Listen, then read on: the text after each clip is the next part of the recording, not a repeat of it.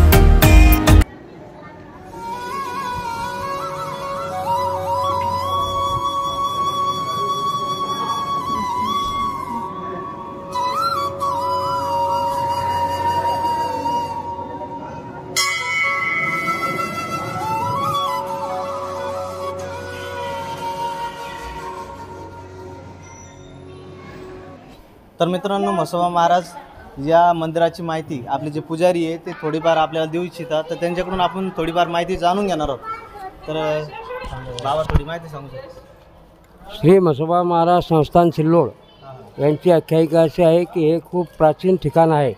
कमीत कमी 500-700 वर्षापूर्वीचं हे स्थळ असून हे जे आहे ते महिषासूर एक दैत्याचा प्रकार आहे।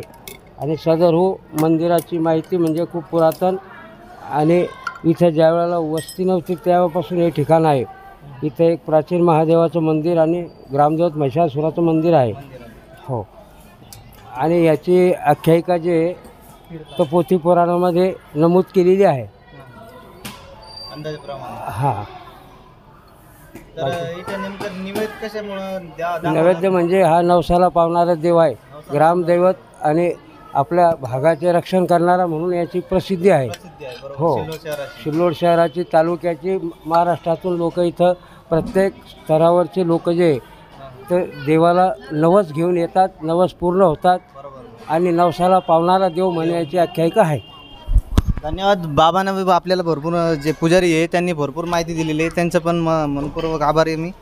तर अशा प्रकारे जो पाठीमागांचा परिसर आहे म्हसोबा महाराजांच्या, तर या पाठीमागं पाठीमागं जे कार्यालय आहे, जेणेकरून जे भक्तगण आहे त्यांना पण मोठ्या प्रमाणात जे आपलं राहण्यासाठी किंवा बसण्यासाठी किंवा कार्यक्रमासाठी जे मंगल कार्य ते पाठीमागं बांधलेले।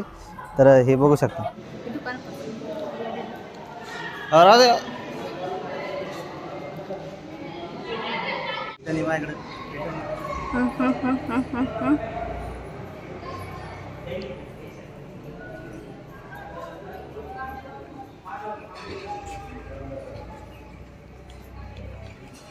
तर अशा प्रकारे ग्रामदेवत श्री म्हसोबा महाराज त्यांनी जे सिल्लोड शहरातील, तर आपण तुम्हाला दाखवलेले आहे। त्याच्यानंतर जे थोडंच अंतरावर दुर्गा माता मंदिर आहे, काही परिसर आहे, तो पण तुम्हाला दाखवणार आहे, याच्यातच कवर करणार आहे। तर चला बघूया ते।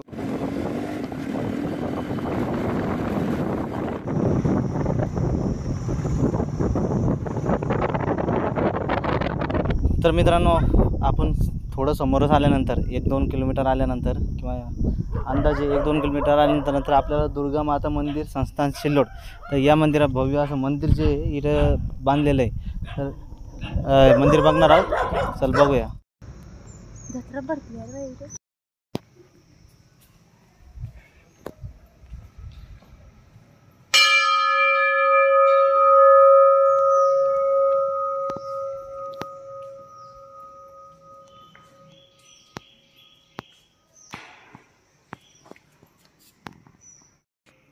तर अशा प्रकारे जे भव्य मंदिर आहे दुर्गा मातेचं आपल्या समोर आपल्याला बघायला भेटतं. हे मंदिर आहे पूर्ण, मध्ये देवीची मूर्ती आहे. हे बघू शकता भव्य अशी मूर्ती देवीची.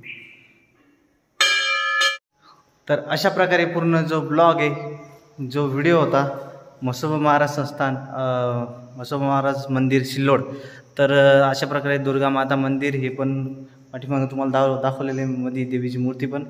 तर असा निसर्गरम्य आणि असा जो वातावरण आहे या ठिकाणी आपल्याला बघायला भेटतं. तर सिल्लोड तालुक्यातील या शहराला तुम्ही जे मंदिरासाठी प्रसिद्ध आहे ते तुम्ही म्हसोबा महाराज मंदिर या मंदिराला भेट देऊन सुद्धा तुमचे जे जो निसर्गाचा आणि भक्तीचं जे वातावरण आहे तुम्ही क्रिएट करून तुमची या ठिकाणी येऊन तुमची मनोकामना पूर्ण करू शकता. तर एवढंच बोलून माझा तो व्हिडिओ समाप्त करतो. जय हिंद, जय महाराष्ट्र.